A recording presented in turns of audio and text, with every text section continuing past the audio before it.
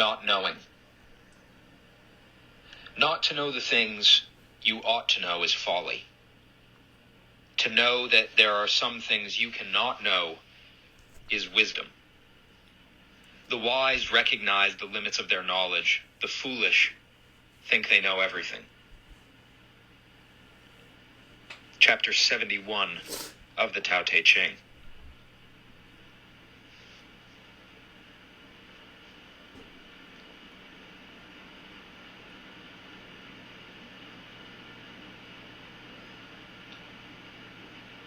Imagine the limits of your knowledge. It may be helpful to start with a particular area. Something simple, like the history of the spoon. There's likely only a particular amount that you know, and often, I would say, the average person would say the history of the spoon is almost exclusively limited to their own experience. Even in this one minute area,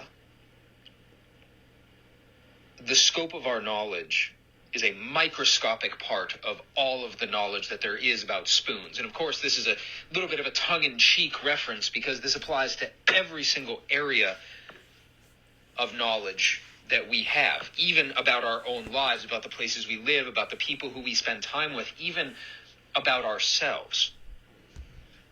There is more information out there about just about everything. And not only that, but over the course of time, change is happening. All of the knowledge currently available about spoons grows every time that someone picks up a spoon and uses it.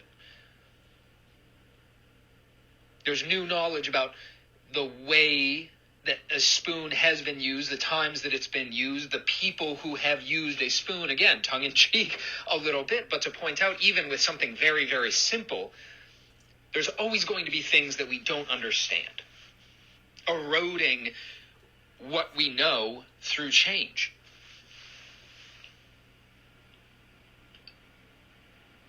Understanding that there are limits to understanding even the most basic things is helpful in understanding the broader context that this chapter draws us to understand, which is, again, that there are some things you cannot know.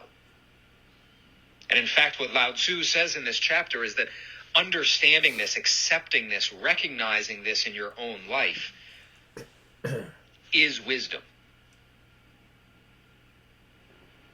So many times, again and again and again, throughout this book and through other Taoist, through other Buddhists, through other Christian traditions, through many different religious aspects, but also just in sources of knowledge across history, we are called to recognize our own shortcomings.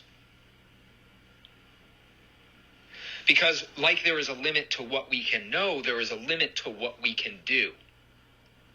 And attempting to do everything is kneecapping ourselves in the effort to get anything done.